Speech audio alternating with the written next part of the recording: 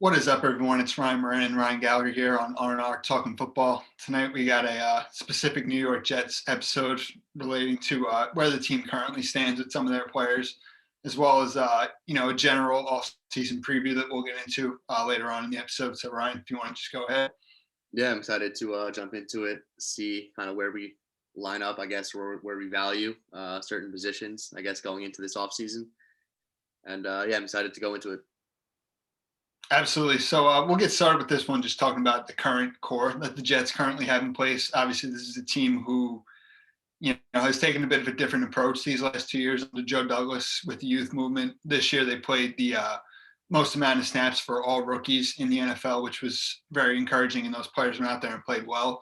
So I guess we'll talk about just the core between the younger players and the veterans. We could just talk about them all, players who we think this team will count on in a big way in 2022 and beyond. So I guess if you had, some players you wanted to start out by naming.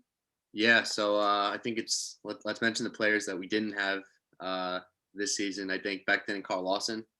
I think we've mentioned it before, but those were, I think, everybody had them in their top two or three Jets heading into this past season, and we didn't get one full game from either one of them. So that's kind of exciting just to add back to the team. Obviously, it's kind of like getting two new players, just entering this season. So, but besides them, obviously Quinnen, um, Elijah Vera Tucker, Elijah Moore, Michael Carter, the running back, Zach Wilson. We need that next step. He's crucial to this whole thing, being successful. Defense, other than Quinnen, like I think John Franklin Myers, I mentioned Carl, and then I probably mentioned Mosley. I like a lot of the other pieces that I'm not mentioning, but I think in terms of like we can't just mention everybody that we like. I think we're talking about the nucleus here. I think those are your guys, and then obviously what we add in these in the draft and in free agency can add to this list, hopefully. 100%. I love all the players you mentioned. Obviously, you talked about two players who didn't play in Lawson and Becton, which I agree with, and they were both on my list as well here. The two unrestricted free agents who, if they're brought back, I would throw into that mix, obviously Braxton Berrios, who I think will turn 27 in like October or something. And I would also say if Foley is re-signed, those are probably the top two who have been core contributors the last 3 years. Will both be about 27 or so this season. So I put them more on like the veteran side of, the spectrum, so to speak, in terms of players who could be brought back that aren't under contract right now. Would you agree with those two? Yeah. I Got don't it. fully coming back, but like it'd be a nice surprise. Right. That So then offensively, I was with you on Elijah Moore, Michael Carter, Zach Wilson, Elijah Vera Tucker, Becton. The two others I threw in there, one I think everyone would definitely agree with, and then the other one, George Fant and Conor McGovern. Your thoughts on those two? Yeah, so I didn't mention Fant for a specific reason, even though I am a big fan of him. It's just tough to say he's part of the nucleus when there's a good shot. We're taking a tackle at 4. And that could be because, two things could happen. Becton comes back and dominates at either left tackle or right tackle, and we take a tackle at 4 and it works out perfectly like it was planned. Or Becton doesn't, work out and Fant, then you have your answer, then you have the right answer. I'm kind of hoping, and Fant had a really good year, so I'm just hoping for the best. I'll just use those words, but I think it is tough to say. Like I'm not picking one or the other, but in terms of taking a tackle at 4, we took the 11th overall pick and a tackle, and then you're throwing in George Fant, who had a really, really good year. Like it's just tough to really count on 3 players playing 2 positions and then counting 3 as a nucleus in that regard. Mcgovern, I do think is back, and unless we add Tyler Linderbaum at 10, I would agree with that. I think he was definitely underrated this year by Jet fans. Yeah, I agree. McGovern definitely had that, improved second year, which we expected in a better, scheme that suits him. Obviously, with Fant, I love him. I think he was the best player in the Jets last year. But your point definitely holds. Like, if the Jets draft Ecom or Evan Neal, it does make you wonder, like, between Fant or Becton, I guess, which one would be the long-term option, unless they really, for a couple of years, would prefer to keep one of the draft picks at right guard. You know what I'm saying? That was just kind of my line of thinking with it. Yeah, I mean that would work out for everyone. Then you could add them to the nucleus. I just don't think their approach would be taking a guard at 4. Obviously, I mean, I like both Neal and Ekwonu, but their tackles converted to guard, so I think it would work out. But like, it's not like there's a Quentin Nelson in this draft class and we're just penciling him in there. I think the plan would be playing at right guard year one and then kind of transition to a tackle spot. Probably right tackle, to be honest, because just how well Becton or Fant, I'm pretty confident one of them will be the left tackle. So I think whoever we are drafting is going to right tackle eventually. Yeah, no, I definitely agree with that. Like I said, I was just throwing it out there. Yeah. Then obviously defensively, I was with you on Quinnen, JFM, CJ Mosley, um, Carl Lawson as well. The other four I wanted to mention, obviously Bryce Hall, Michael Carter the second, Bryce Huff, and Brandon Eccles. Thoughts on any of those four? Okay, yeah. So I like those guys. I wouldn't say they're part of my like nucleus. I when I'm describing nucleus like the most important players on the team.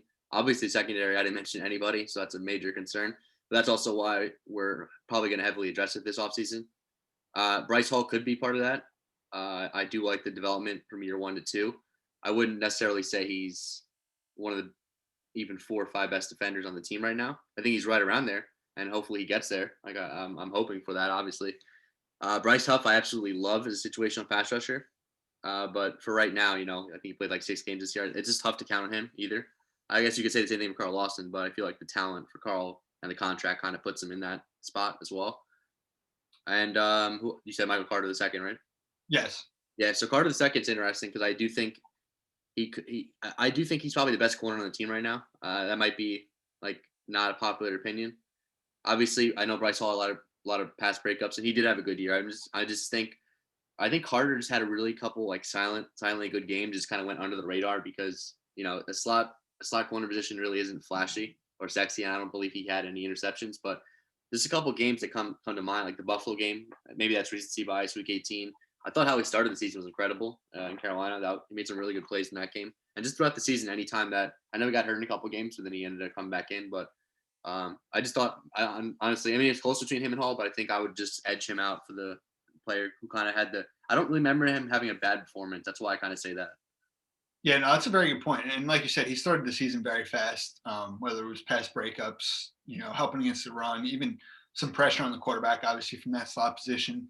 Um, either way, like I feel great about Hall, MC2, and Eccles moving forward, just with the experience that they got this year. And definitely, we've loved Bryce Huff from the second he signed with the Jets. The last two I wanted to mention were both signed in free agency last year, in Corey Davis and special teamer Justin Hardy. Yeah, so I was going to mention that none of us mentioned Corey Davis, and that might be a little bit unfair because I do think he helps a ton in the run game as a run blocker. First of all, that's kind of like his most selfless trait. Definitely needs to be better this year. I think maybe the core muscle injury was an issue. Definitely toward the middle part of the season. I think you could tell in that Eagles game, especially. But we do need better production in terms of just hold on to the football. Some of those drops are big time drops early on in the season. But with that being said, I think he's stepping into a different role this year. Like last year, especially early on in the year, just nobody else. I think we mentioned this before. I don't want to keep going on with it, but I think he's much better suited. And assuming we're also going to add to this offense, he's a much better number second or third option, and he might even be the third option this year if all things go well. And I'm fine with that. Like you said, Davis is a selfless player who does everything the right way. Blocker in the running game, definitely shows up.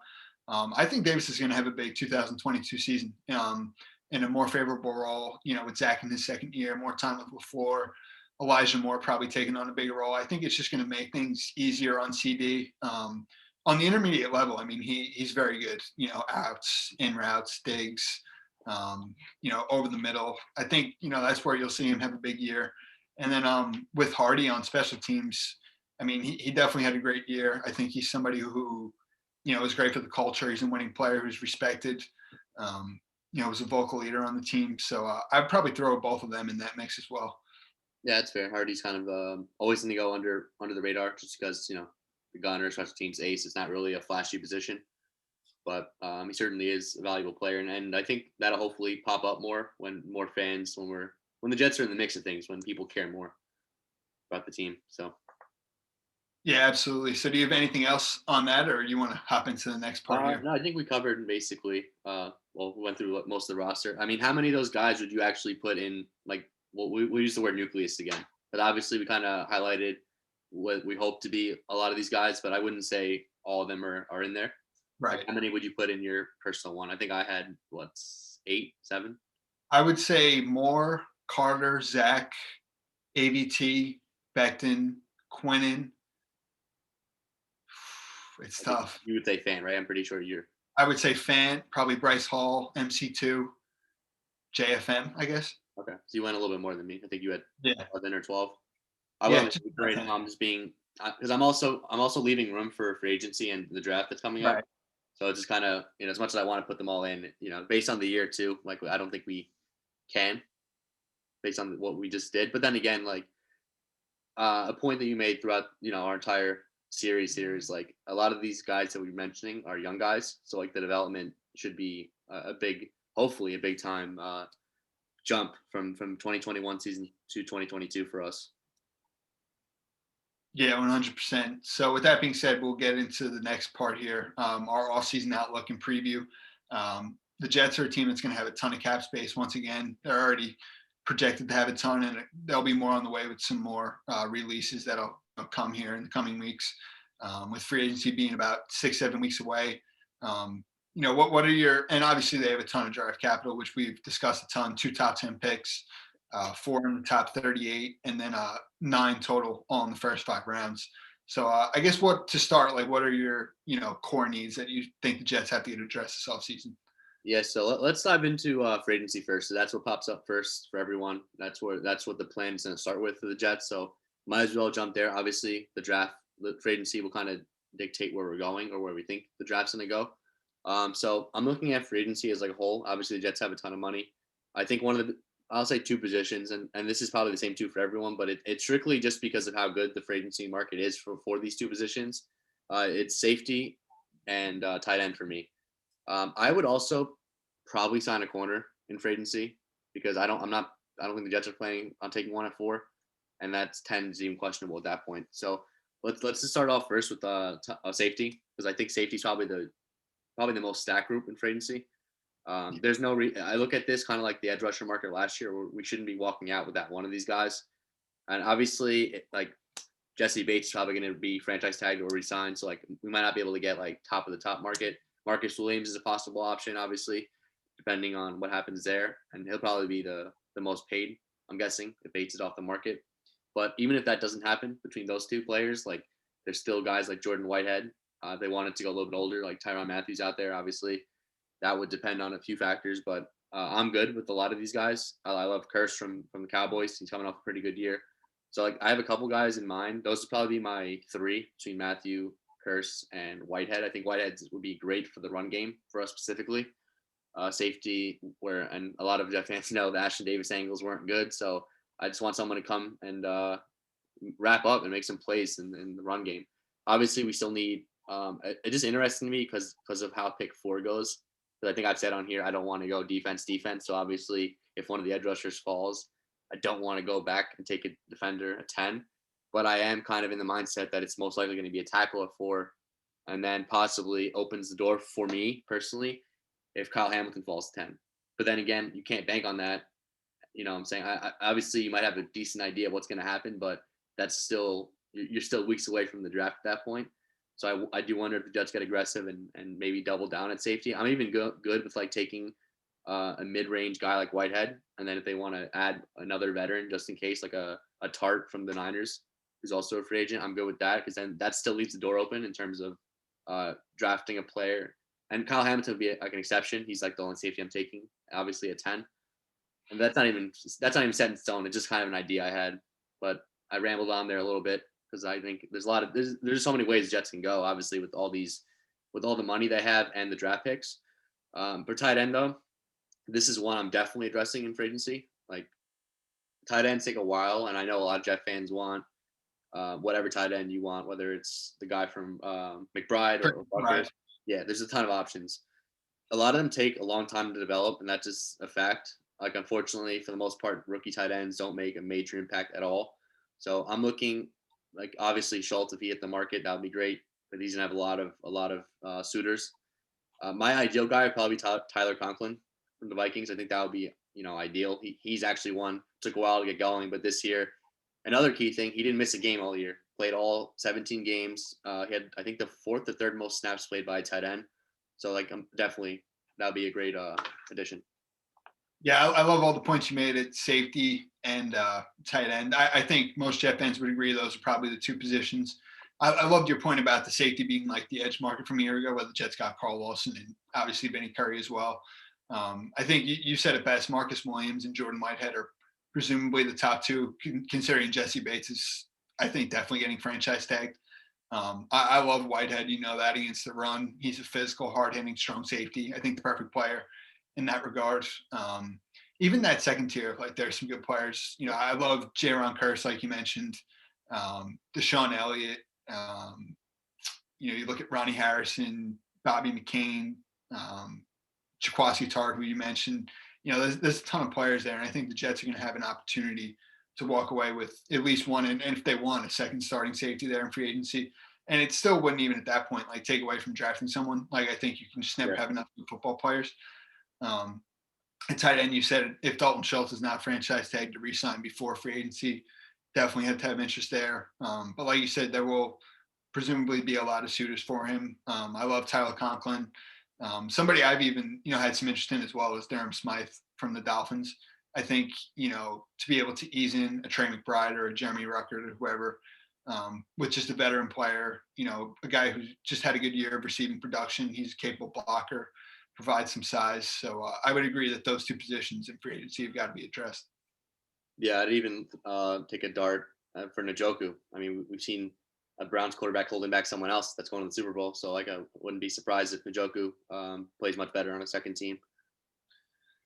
Yeah, I'm with you on Njoku all the way. A guy who's athletically always been there, very talented, good blocker. He'd definitely be right up there at the top with Conklin, Smythe. I even think somebody like Amal Ali Cox is intriguing. Gerald Everett was someone last year who we liked. I'm trying to think if there's anyone else, maybe an OJ Howard, but either way, like you said it best, the tight end position typically takes time. Like a couple of examples I think of, you look at Tyler Higbee, you look at Dawson Knox with the Bills, like it tends to take maybe 2 or 3 years. Now, and we love Trey McBride if the Jets were able to get him, but it'd just be ideal to kind of ease him in, like any draft pick. Yeah, exactly. And plus, what history is telling you, it takes, for whatever reason, tight end takes a pretty long time. So you kind of double dip on it, and then you just kind of have security, like you have reassurance there, and then you feel good about what you got going there for once. Because I feel like we haven't had a tight end since like 2009. So let's get that out of the way. Essentially, this offense requires it. Like obviously, we tried early on in the year with what we had, and it just didn't work. So let's get, and if we haven't even seen, I guess, the LaFleur ideal offense so far. So let's just not make any excuses, and let's get Zach Wilson some help. 100%. So were there any others in free agency? You said even before, like a corner you would look at? Yeah, so actually I did mention corner. Actually, one position I do want is linebacker. I'm just thinking about how the draft's going to go, and I just can't see us taking a linebacker maybe in the second round, like with the Carolina pick, if we still have it. But for right now, like obviously we do. It's just kind of tough. Obviously, Devin Lloyd would be the only one in consideration at 10, unless they traded back. And he's not. I mean, they could still take him, obviously, but I think the Senior Bowl might have helped that. I don't think he's playing anymore in it. But then again, I guess the tape speaks for itself. But I think if they kind of fell in love with the person, maybe that would have influenced them. But it's just tough to see them actually taking a linebacker, and it is a priority for me at least. I don't know what the Jets' plans are. I know they drafted a lot of guys there last year. I would try to look at the free agency market. Campbell from the Packers, who's coming off a great year, familiar with Albright and this defense. And linebacker is also another position where some guys figure it out later on in their career.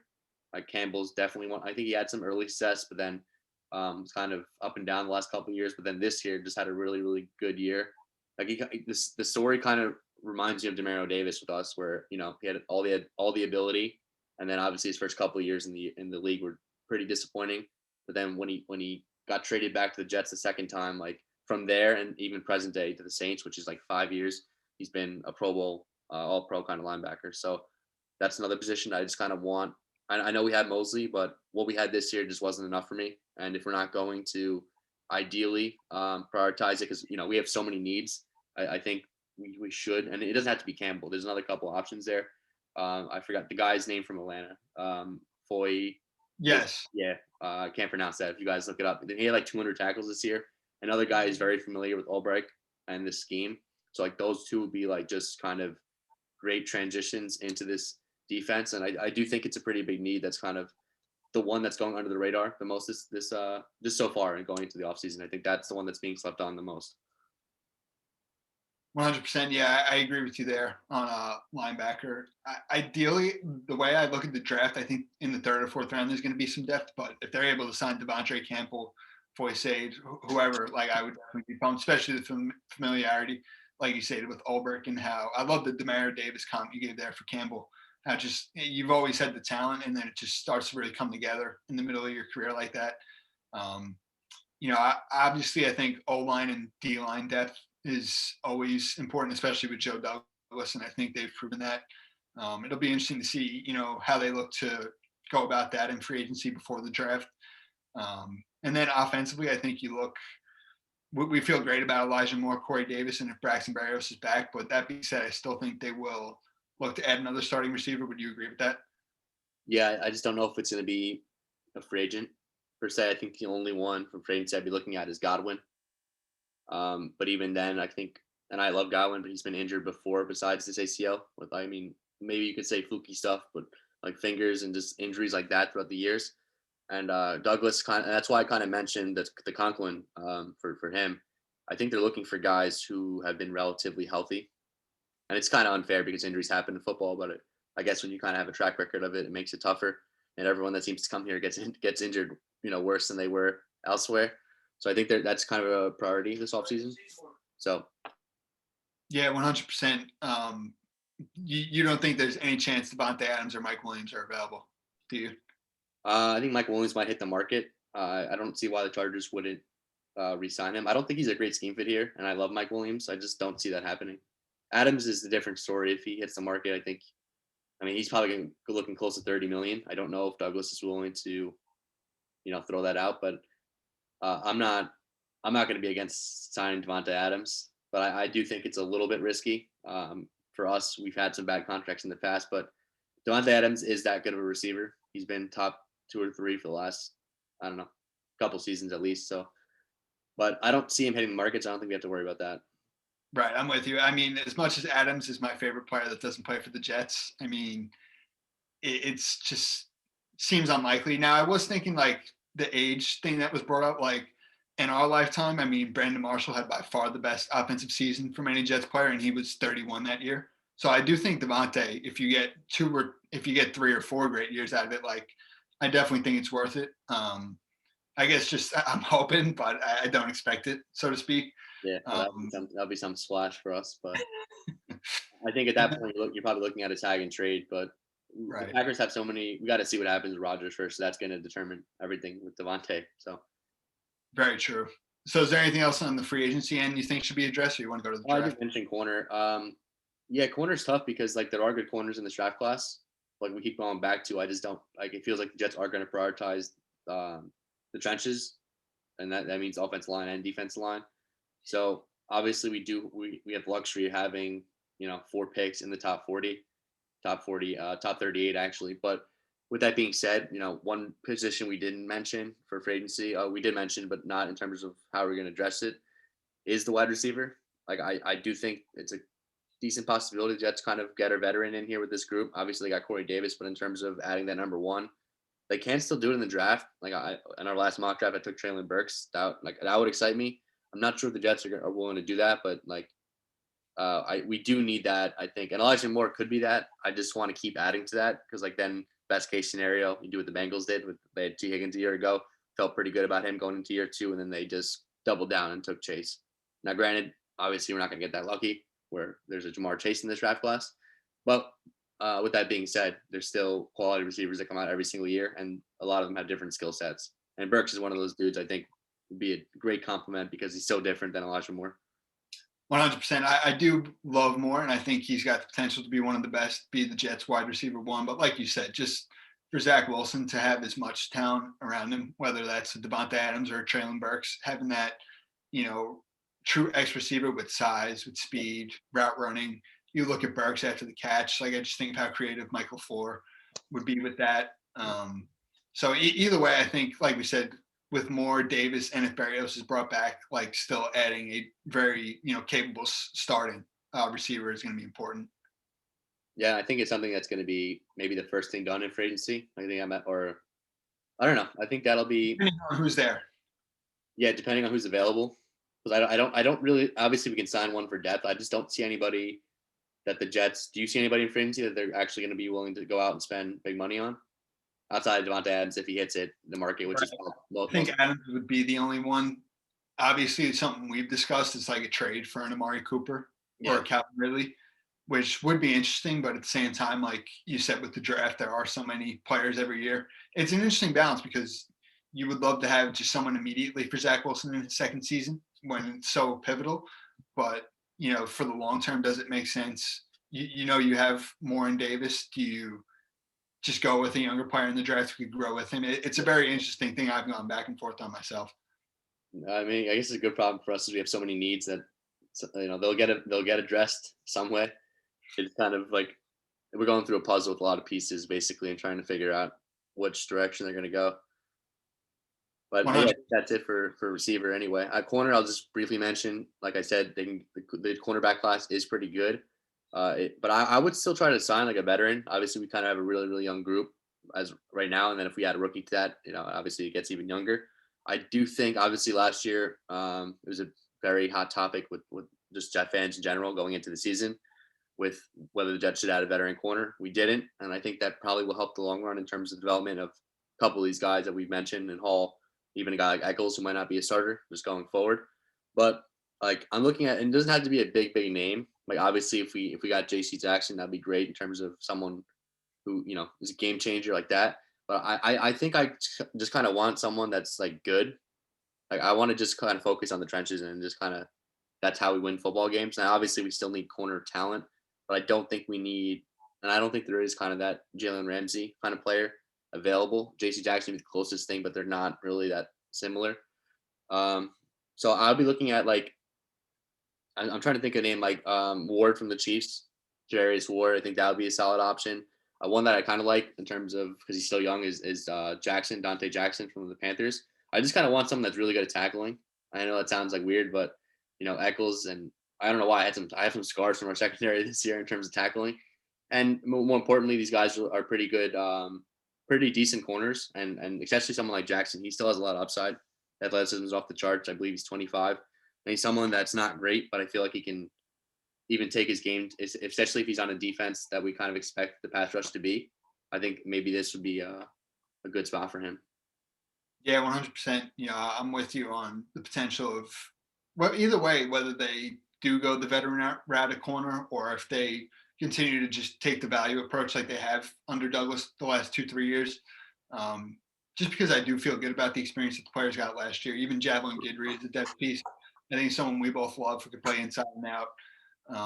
So it's definitely interesting. And then I guess the last position we really didn't speak on was just depth at running back, which I would love to be able to acquire for Michael Carter, keeping him fresh and healthy.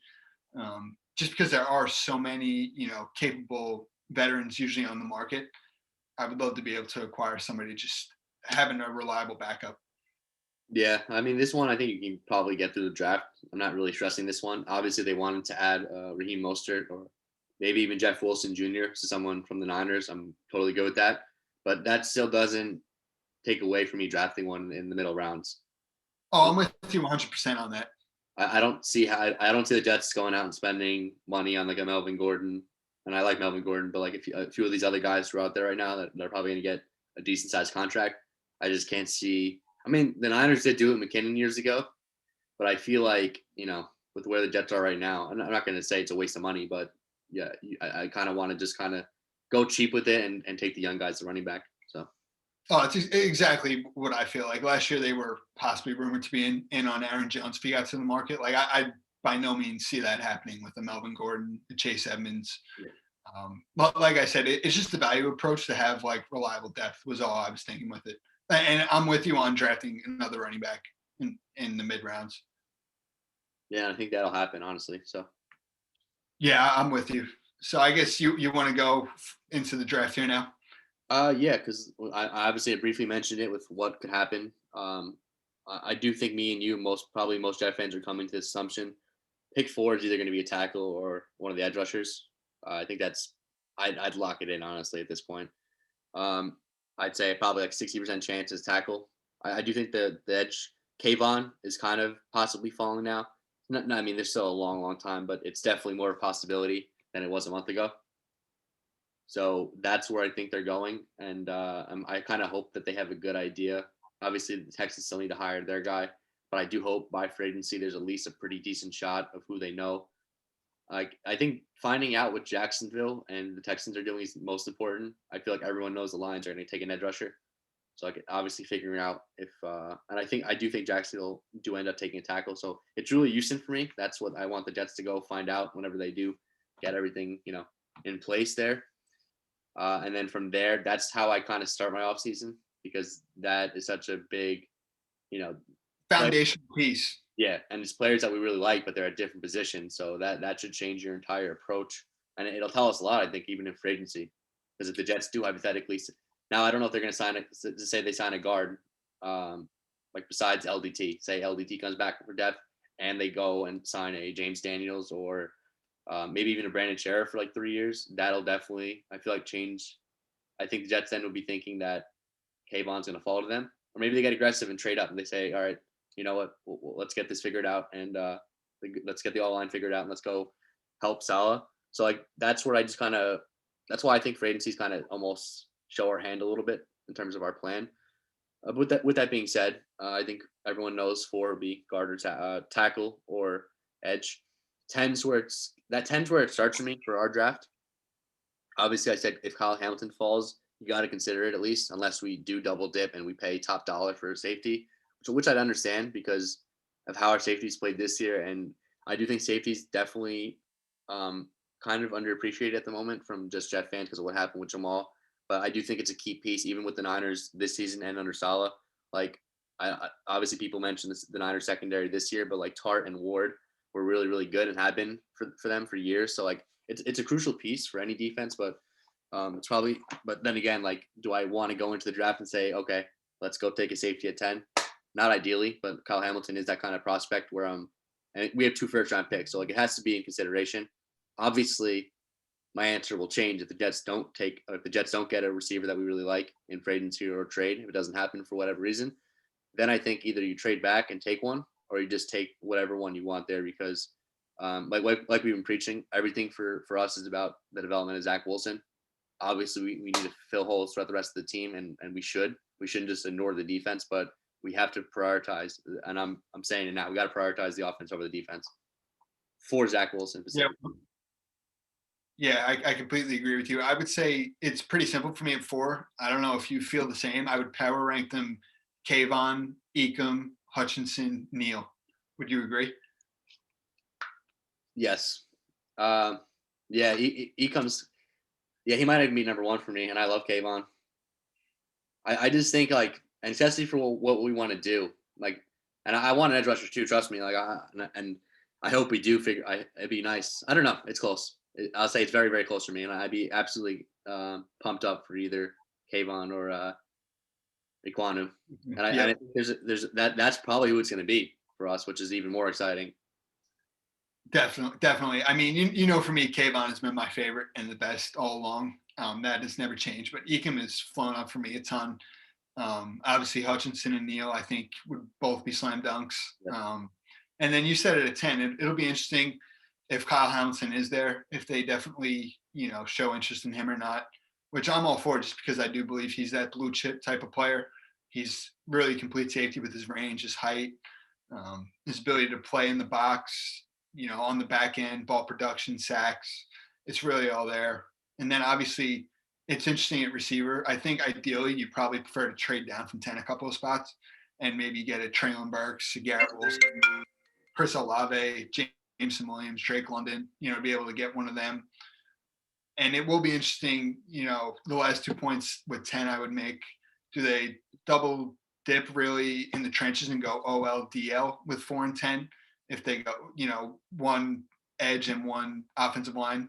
Or do they potentially trade down and look for a corner? I think is another interesting point from 10 because there have been obviously those reports that they would like to. So it's definitely an interesting dynamic. And like you said, free agency should really give a good idea on, what they're thinking for the draft. Yeah, 10 super interesting because obviously it's such a blessing to have these picks because like I wouldn't be like, and you mentioned Hamilton as a blue chip prospect and that we have to especially since we have two first round picks. Like I don't want to say it's a luxury because we do have to improve the football team, but I think it gives you the flexibility to do that because I'm not taking Hamilton at 4. I wasn't planning on doing that regardless. But then again, when you look around the league, right, and if there is that kind of, I don't know if Hamilton is like generational. I think he's really, really good. I think like his athleticism, like his upside is there in terms of being that kind of elite talent. I don't know if he's there right now, but then again, like you trust your the team and the Jets especially to develop what he could be, and that shouldn't. And honestly, at a player like that falling to 10, I know it's a safety position, but if he is that much better ranked on our board, then like if he has like a 95 grade or 94 grade, and the next best guy is an 88, it just I don't know how they would pass on him. Right. And you just look at Jesse Bates, for example. I mean, that's a complete safety, and this guy is even bigger than that. Yeah. And truly, you can't go wrong drafting blue chip talents like that who are so elite. Um, so it'll definitely be interesting. Any other first round thoughts? My only thoughts, I think I mentioned it before. Obviously, you mentioned receiver. Obviously, let's just bring up the corners a little bit. I guess it is possible that we could take a corner at 10. It seems that Stingley is going to fall down, I guess, the board a little bit just based on his injuries. I think he's already fallen out of the top 5 range from where we started with mock drafts. It's quite possible he falls out of the top 10. I still think the talent will be taken somewhere in the top 16, 17 ish. Like some team will just eventually take him. So obviously he might be an option at 10, and he might even be a talent that you just don't pass up on because that's another special talent. Now he's a little bit more concerning with me just because of the injuries. Like Douglas has mentioned that in his end of the year presser. I mentioned it for free agency wise too. That's something Jets are looking into. I think they're actually taking it pretty seriously this time. Obviously, there's some unfortunate luck, like stuff happens, players get hurt. But if the history thing, that's what scares me off with Stingley. 7 games in 2 years and 2 years in a row with 2 different injuries. So that's tough. But the talent, he's got to be in consideration if he falls there. Sauce Gardner is probably a number one on most teams' boards. That's probably who would be in play. I think if the Jets say at 10 and picked a corner, that's probably who would be. At 10, I don't really see any other corners they can go. Obviously, the trade down would be different. Maybe Booth shoots up after the combine, he's probably going to test off the charts. But I feel like everyone kind of knows that already. But you know how everyone knows how the combine goes, and there's always risers. So I can easily see Booth rising into the top 13, 14 ish. But I just feel like corner also has a lot of decent talent. Where even if we traded down, you know, Trent McDuffie is apparently I think ranked higher than everyone kind of thought at the moment. And Daniel Jeremiah had him taking us at 10. So right now that seems crazy, but I guess we'll see how crazy that is. I guess the next couple of weeks following the Senior Bowl and the Combine, just to see where because I do think there's different rankings for different teams, especially at corner. Oh, most definitely. I've loved Stingley really from his freshman year, and he's kind of been my first corner ranked all along, despite the injuries. I just think the talent and what he did his freshman year was so generational. For the second corner, it is close for me between Ahmad Sauce Gardner and Trent McDuffie. I think McDuffie he might honestly be the safest out of all these players. Just when you look at his 3-year production, how complete he is in coverage, he's physical, he can tackle. He's got the measurables, height, weight to be able to play on the outside. He's got speed. He's been very productive on the football. I like McDuffie a lot, especially if they trade down from 10. I think he's someone I would love to be able to acquire. And you said it with Booth. I mean, it's just the athleticism is really there. He's got a lot of untapped potential, room to grow, to the point where all 4 of these corners are very closely ranked at the top. And I think you said it best with Stingley and Gardner probably most likely at 10, and then a likely trade down if they go that route, come draft time for a McDuffie or a Booth. Okay, so let me ask you this: since we mentioned a couple different spots at 10, right? Because that's where everyone's going to be guessing where we go. So obviously you mentioned receiver. We mentioned corner now. Obviously, I did bring up Hamilton if he falls there. Is there any other position that you think that we could take at 10? Like I said, the one other way would be if they double dip in the trenches and go OLDL 4 and 10. So maybe like a George Karlaftis, a David Ojabo, Okay. Yeah, I could see the Jets doing. Douglas, I think, is focused on the trenches. Um, Ojabo's interesting. I think we should bring him up because he's probably going to be a hot topic for every team. Just going into definitely, the bend is there. I guess it's a little bit concerning, though it's just 1 year. I mentioned on a previous episode his impact in the run game. I do think you're gonna have to sacrifice that for a year, and as much. But then again, if he is going to be, and his talent is pretty insane, like if he puts together all of it, he could be the best edge rusher in this draft class. Like that's just kind of what the talent that he has. It's just interesting to see from the Jets' point of view because obviously we want blue chip prospects, but if the Jets do feel like this guy's going to be, a multi-time Pro Bowler down the line, you take him. But I do wonder how much the Jets are. I'm not going to say focus on winning now, but almost adding impact players right away. That's going to play a 3-down role. I think that has to be at least in the back of their head. So I'm just curious, what are your thoughts on that? 100%. I wrote it for an article today I did for Jet X Factor. I think Ojabo probably does, outside of Thibodeau, have the, quote unquote, highest potential out of the rest of the group. You look at what he was able to do this year. I think he had like 12 to 14 sacks. He's got just so many raw athletic traits that give him, so much more room for growth and improvement. But you said it best. Obviously, his lack of just edge stopping, the run success, I guess you could say. But it also does tie into the point I mentioned before. Like in free agency, I think they can address the D end spot with just a veteran, quality player, and also just having the luxury of someone like a Kyle Phillips who can play on early downs and obvious run situations could also help an Ojabo come along in that regard. Yeah, I totally agree. And they should add that. That's a position we didn't mention for agency. But at edge, obviously, we're hoping for Kayvon if that happens. But we see how much we rotate this year too. See how much the Niners do it as well. I'm good. We do need to add another body there at the edge position, especially with as much as we love Carl Lawson, and we're all hoping we see what Cam Akers did. The Achilles doesn't seem to be as bad as it used to be in terms of people coming back, but at the same time, and we want Franklin Myers. I think me and you both agreed to push him more inside this year. So hopefully, I'm actually hoping he plays more snaps inside in the interior. So definitely we probably need 2 edge rushers. I agree. I wrote exactly that in my article today. Probably one of the draft picks and just one of those, depth options that'll be available. Because we would love to be able to put Franklin Myers, just like the 49ers do with Eric Armstead, on obvious passing downs, just kick him inside and let him work, alongside Quinnen, where in 2020 they were both very successful. So we'll quickly just go over the second round. I think one prospect that almost every Jet fan loves is Trey McBride. It seems like they are definitely going to draft a tight end at a certain point, whether that's in the second round or the third or fourth, remains to be seen, obviously. What other positions aside from tight end, though, could you see with those early second round picks?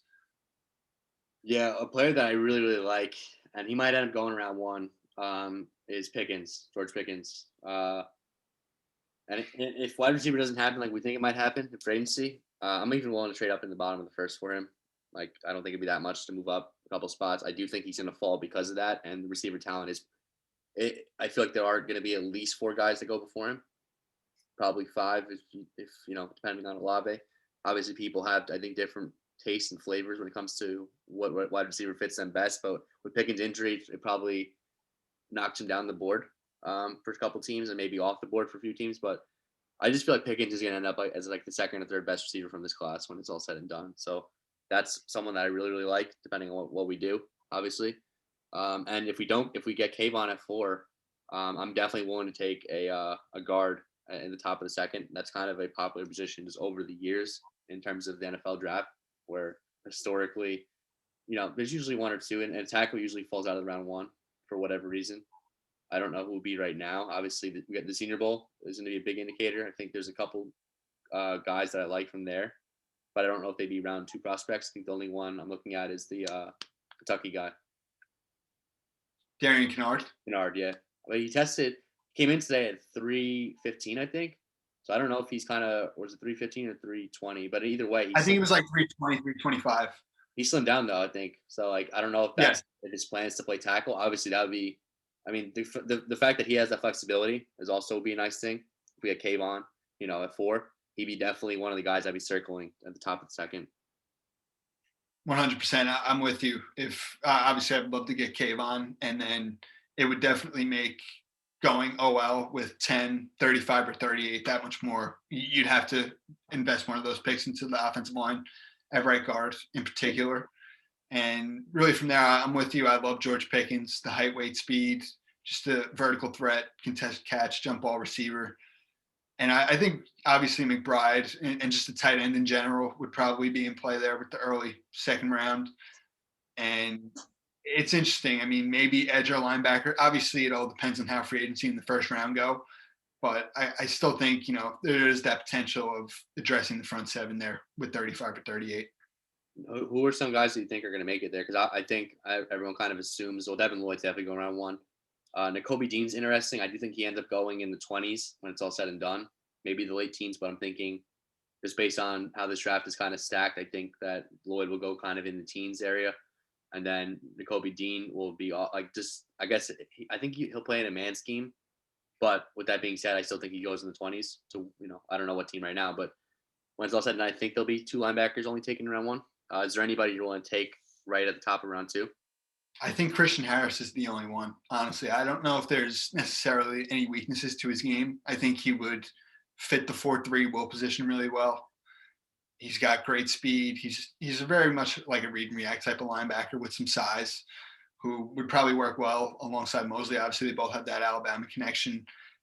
Other than that, like I've kind of said to you, like I love the round 3 and 4 depth at linebacker in this draft. There's so many players. You look at Chad Muma, you look at Brian Asamoah, you look at Terrell Bernard, Leo Chenal. There's so many options there that I like in the mid rounds that I'm honestly all right waiting, because I love obviously CJ. Quincy Williams played a ton this year. We'll see what Sherwood and National Dean can do. And then along the D line, I don't think they would go D tackle, but I think if they lose out on Kayvon and Hutchinson, and let's say they go guard receiver in the first round, I think maybe like Amaje Sanders could possibly be in play with one of those picks. Would you agree with that? Yeah. Yeah, I think he'll actually make it to round two. The one guy I would love is Jermaine Johnson, but just based on his measurables and what I think is going to happen in the Senior Bowl and then even the Combine, I just have a hard time. And I know he's being ranked kind of now in the late first, but I just think that I think he might even be pushed up to like the late teens, early 20s. I just think that with the talent that he has, it's going to be tough. Obviously, that'd be ideal if he somehow made it to our pick, but I'm not gonna count on that because that's probably unrealistic. Obviously, if we traded down, that's different. If we do get Right. Iquanu and then we trade down and take him, that'll be great. I mean, I'd be very happy with that first day. So yeah, I mean that'd be nice. I do think you mentioned defense tackle. That's interesting. Like not in the first round, obviously, but if we are sitting there and we have 3 picks made and we're picking at Carolina's pick, I'm not saying I want a defense tackle, but I do think it is more of a need than I guess we're saying right now. Or like, but then again, it's not really a flashy pick. You know what I'm saying? It's just not what anybody really wants, but I would understand it. I guess I'll just use those terms. But Right. I would say we'll see how free agency goes. Like I think they can add D tackle depth, and yeah. I will say like the top of the defensive tackle class is not very good, which is why I probably would opt to stay away from it. And like you said, I love Jermaine Johnson. Like I think if they trade down from 10, he's probably one of my top targets, along with like a Kenyon Green, a couple of the receivers, corners. So it's interesting for sure. Yeah, I mean, there's no one I'd really consider taking, like Jordan Davis, if he somehow fell to day 2. That would be because maybe at that point you just can't pass up the talent. But then again, like with and it is it's neat. We mentioned in our mock draft a couple different teams we thought Jordan Davis could go to. I got a hard time seeing him falling out of round 1 in the first place. So Yeah, he was just so good this year stopping the run. It's hard to see that. So do you have anything else on the Jets? no, I think no for now. I mean, obviously we still need the Senior Bowl starting tomorrow. Obviously we have the measurables today, so this is a big week for the Jets. Obviously they're going to be down there all week, and then they're going to get to know a lot of these guys. So weird stat. I'll just put this out there. From the teams who have coached the Senior Bowl the last couple of years, I believe the most ever taken for a team is 2 players, and it's a lot of 2s and a lot of 1s. I mean, that doesn't necessarily mean anything. I'm just saying, like, maybe I do think it's impactful in other ways as well, but maybe it's not as many players as we think it's going to be. But And there are 31 other teams. Let's also put that into perspective. So maybe there were guys they wanted and just didn't land there. But I do think this, and I think we mentioned this before. I think the Senior Bowl is really, really this roster in particular. Obviously, a couple guys dropped out that we wanted to be there, but I do think this is a really, really stacked Senior Bowl roster. And I wouldn't be surprised if the Jets actually. I'll say they take 2 in this draft class. Maybe one that plays on the Lions just from the Senior Bowl roster in general. I kind of hope for 3 because I do like this roster a lot. But then again, we got to be realistic. There's 31 other teams, and obviously we're not going to get everybody we want. So. 100%. I'm with you. It's a big week at the Senior Bowl. I'm excited to see these prospects, and obviously it's an awesome opportunity for the Jets coaching staff to get to work with them directly. So with that being said, do you have anything else on this Jets episode, or is that about it? No, I can't wait to obviously we've got the Super Bowl in 2 weeks. Just looking forward to that. I might be the only one. I hate how we have the Pro Bowl in between. Like I know why, because we got media week coming up. It's the biggest event of the year for the NFL. I just it almost feels like we went the whole year without a break, and then we take this one bye week basically. So I don't even count the Pro Bowl anymore. So yes, we'll have later on in the week. We'll have our reviews from the conference championship games. Obviously, we'll wait a week on the Super Bowl preview with, like you said, the Pro Bowl this upcoming week, and we'll have even some more NFL draft content coming on the way, some more Jets episodes. So thank you all for tuning in. We appreciate it, and stay tuned. You got anything else, Ryan? Nope. Thank you guys for joining us once again, and we'll talk to you guys soon.